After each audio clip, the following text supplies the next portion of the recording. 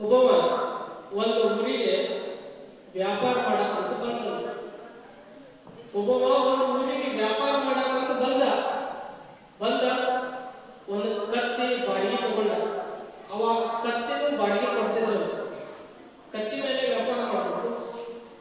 ಕತ್ತಿ ಬಾಡಿಗೆ ತಗೊಂಡು ಆ ಒಂದು ಏನು ವ್ಯಾಪಾರ ಮಾಡಕ್ ಬಂದಿದ್ದಲ್ಲ ವ್ಯಾಪಾರಿ, ಆ ಜಲ್ಲಿಯನ್ನ ಕತ್ತಿ ದುಬ್ಬಕ್ಕೆ ಕಟ್ಟದ. ಆ ವ್ಯಾಪಾರಿ ಏನು ವ್ಯಾಪಾರ ಮಾಡಕ್ ಬಂದಿದ್ದ ಅಂತಂದ್ರೆ ಮಲ್ಲಿಗೆ ಹೂಗಳನ್ನ ವ್ಯಾಪಾರ ಮಾಡಕ್ ಬಂದಿದ್ದ. ಕತ್ತಿ ದುಬ್ಬಕ್ಕೆ ಜಲ್ಲಿ ಕಟ್ಟದ. ಆ ಜಲ್ಲಿ ಒಳಗೆ ಎಲ್ಲಾ ಹೂಗಳನ್ನು ಇಟ್ಕೊಂಡ ಏನ್ ಮಾಡ ವ್ಯಾಪಾರ ಮಾಡಕ್ ಮಲ್ಲಿಗೆ ಹೂ ಬೇಕಾದ್ರೆ ಮಲ್ಲಿಗೆ ಹೂ ಇಲ್ಲೆಲ್ಲ ಒಳ್ಳೆ ಅಡ್ಡಾಡಿ ಮಾಡ್ತಾರಲ್ಲ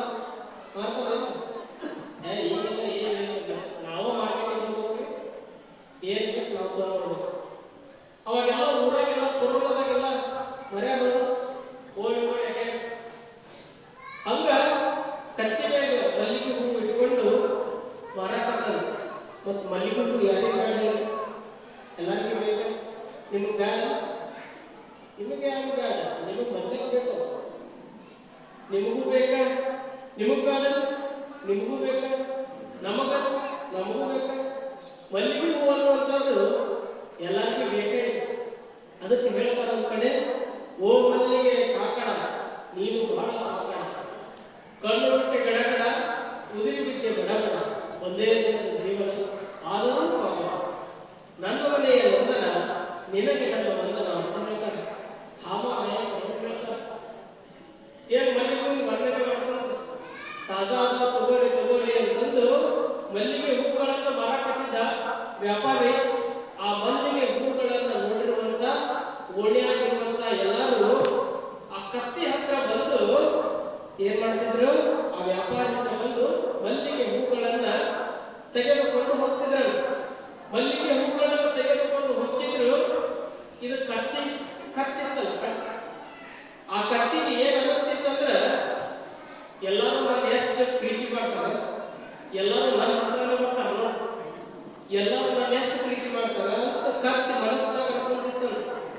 ನನ್ನ ಪ್ರೀತಿ ಮಾಡೋರು ಈ ಜಗತ್ತಿನಾಗ ನನ್ನಂತ ಪ್ರೀತಿ ಮಾಡೋರ ಎಲ್ಲಿ ನೋಡೇ ಇಲ್ಲ ಅಂತ ಕತ್ತಿ ಮನಸ್ಸಾಗ ಅನ್ಕೊಂಡಿದ್ದಂತ. ಆದ್ರೆ ಕತ್ತಿಗೆ ಗೊತ್ತಿಲ್ಲ. ಹಿಂಗ ಆ ವ್ಯಾಪಾರಿ ಎಲ್ಲ ವ್ಯಾಪಾರವನ್ನು ಮುಗಿಸ್ಕೊಂಡು ಮತ್ತು ಆ ಕತ್ತಿನ ಕೊಟ್ಟು ಮತ್ತು ಹೋಗ್ಬಿಟ್ಟನು. ಮತ್ತು ಮರುದಿವಸ ಆಯ್ತು. ಮರುದಿವಸ ಇನ್ನೊಬ್ಬ ವ್ಯಾಪಾರಿ ಬಂದ ಅವನು ಕತ್ತಿ ದುಬ್ಬಕ್ಕೆ ಜಲ್ಲಿ ಕಟ್ಟಿ ಅವ ಏನ್ ವ್ಯಾಪಾರ ಮಾಡ್ತಿದ್ದಂದ್ರೆ ಮೀನಿನ ವ್ಯಾಪಾರವನ್ನು ಮಾಡ್ತಿದ್ದಂತ. ಮೀನಿನ ವ್ಯಾಪಾರವನ್ನು ಮಾಡವ ಅದರ ಜಲ್ಲಿ ತುಂಬಾ ಎಲ್ಲ ಮೀನುಗಳನ್ನು ಇಟ್ಕೊಂಡು ಅವನು ಓಡಿ ಮೀನು ಬೇಕಾದ್ರೆ ಮೀನು, ಆ ಮೀನು, ಈ ಮೀನು, ಶಾರ್ಪ್ ಮೀನು ಅಂತ ಹೇಳ್ಕೊತ ಮಾರಾಟ ಮಾಡ್ತದ. ಮೀನಂದ್ರೆ ಮಲ್ಲಿಗೆ ಮೀನೆಲ್ಲ ಕೊಡ್ತಾರ ಇಲ್ಲ. ಮೀನಿಗೂ ಕೆಟ್ಟ ವಾಸನೆ ಬರ್ತಿರುತ್ತೆ. ಮೀನಿನ ಮಾರ್ಕೆಟಿಗೆ ಹೋಗಿ ಅಂತಂದ್ರೆ ಮೀನಿನ ಕೆಟ್ಟ ವಾಸನೆ ಬರ್ತಿರುತ್ತೆ. ಇವು ವ್ಯಾಪಾರಿ ಮೀನುಗಳನ್ನು ಮಾಡ್ತಿರ್ತ. ವಾಸನೆ ಬಂದ ತಕ್ಷಣ ಎಲ್ಲರೂ ದೂರ ಸರ್ ಹೋಗ್ಬಿಡೋರು.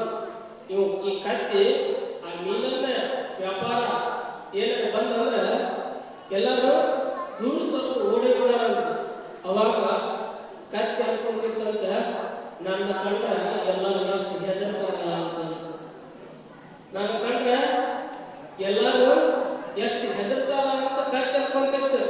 ಅದಕ್ಕೆ ನಾವು ನಮ್ಮಲ್ಲಿರುವಂತಹ ಒಂದಿಷ್ಟು ಅಹಂಕಾರವನ್ನು ಬಿಡಬೇಕು. ನಾವು ಕೂಡ ಕತ್ತಿ ಯಾವ ರೀತಿಯಾಗಿ ವಿಚಾರ ಮಾಡುತ್ತಲ್ಲ ಹಂಗ ನಾವು ಕೂಡ ಭ್ರಾಂತಿಯಲ್ಲಿ ಮುಳುಗಿ ಕತ್ತಿಯ ಹಾಗೆ ವಿಚಾರ ಮಾಡ್ತಿರ್ತೀವಿ ನಾವೆಲ್ಲ. ಯಾರಾದರೂ ಬಂದೇನು ಬಂದು ಹೊಗಳಿದ್ರೆ ಸಾಕು, ನನ್ನಷ್ಟು ಹೊಗಳದ ಯಾರಿಲ್ಲ, ಎಷ್ಟು ಹೊಗಳ್ತಾರ ನಾನು ಏನಾದ್ರು ಅರ್ಥ ಮಾಡ್ಬೇಕು ಅಂದ್ಬಿಡ್ತೀವಿ ನಾವು. ಸ್ವಲ್ಪ ಹೊಗಳು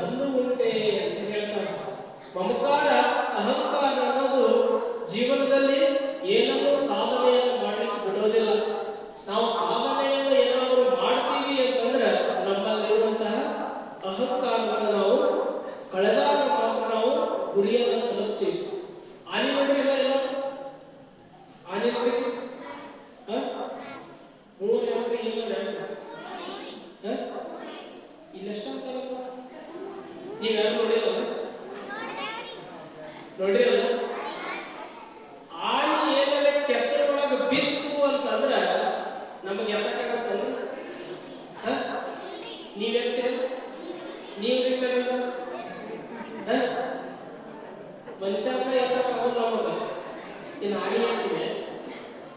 ಆನೆ ಏನಾರ ಕೆಸರೊಳಗೆ ಬಿತ್ತಂತಂದ್ರೆ ನಮಗೆ ಆನೆಯನ್ನು ಎತ್ತಕ್ ಆಗೋದಿಲ್ಲ.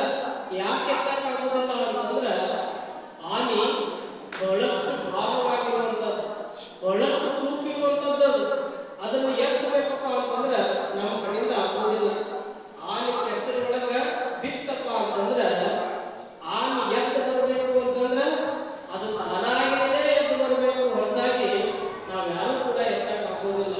ಯಾವ ರೀತಿಯಾಗಿ ಕೆಸರಿನಲ್ಲಿ ಬಿದ್ದಂತ ಆನೆ ತನ್ನ ಭುಜಬಲದ ಸಹಾಯದಿಂದ ತಾನೇ ಹಾಗೆ ಎದ್ದು ಬರುತ್ತಲ್ಲ, ಹಂಗ ಅಹಂಕಾರ ಅನ್ನುವಂತಹ ಕೆಸರಿನಲ್ಲಿ ನಾವೇನಾದ್ರೂ ಬಿದ್ದೀವಪ್ಪ ಅಂತಂದ್ರೆ ನಮ್ಮಲ್ಲಿ ಯಾರೂ ಕೂಡ ಬಂದು ಎತ್ತಕ್ಕೆ ಆಗೋದಿಲ್ಲ. ನಾವು ಸ್ವಯಂ ಪ್ರೇರಿತವಾಗಿ ಎದ್ದು ಬಂದಾಗ ಮಾತ್ರ ನಮ್ಮಲ್ಲಿರುವಂತ ಅಹಂಕಾರ ತೊಲಗುತ್ತ ಅಂತ ಶರಣರು ಹೇಳ್ತಾರೆ. ಅದಕ್ಕಾಗಿ ಬಸವಣ್ಣನವರು ಹೇಳ್ತಾರೆ, ನನಗಿಂತ ಕಿರಿಯರಿಲ್ಲ, ಶಿವಭಕ್ತರಿಗಿಂತ ಹಿರಿಯರಿಲ್ಲ, ನಿಮ್ಮ ಪಾದ ಸಾಕ್ಷಿ ಎಲ್ಲ ಮನಸಾಕ್ಷಿ ಕೂಡಲ ಸಂಗಮ ದೇವ ಎನಗಿದೆ ದಿವ್ಯ ಅಂತ ಹೇಳ್ತಾರೆ. ಅಂದ್ರೆ ನಾವು ಜೀವನದಲ್ಲಿ ಒಂದಿಷ್ಟು ಕಿಂಕರತ್ವದಿಂದ ನಡ್ಕೊಂಡಿವಪ್ಪ ಅಂತಂದ್ರೆ ನಾವು ಶಂಕರತ್ವವನ್ನು ಪ್ರಾಪ್ತ ಮಾಡ್ಕೊಳ್ತೀವಿ. ನಮಗೆ ದೇವರೆಲ್ಲ ಕೊಟ್ಟಾಲ ಅಂತ ತಿಳ್ಕೊಂಡು ನಾವು ಹಲ್ಲು ಬಿಡುವಿನಿಂದ ನಾವು ದರ್ಪದಿಂದ ನಡೆದಿವಿ ಅಂತಂದ್ರೆ ದೇವರ ಆಶೀರ್ವಾದ ನಮ್ಮ ಮೇಲೆ ಆಗುವುದಿಲ್ಲ. ಬಸವಣ್ಣನವರು ಯಾಕೆ ದೊಡ್ಡವರಾದ್ರಿ? 800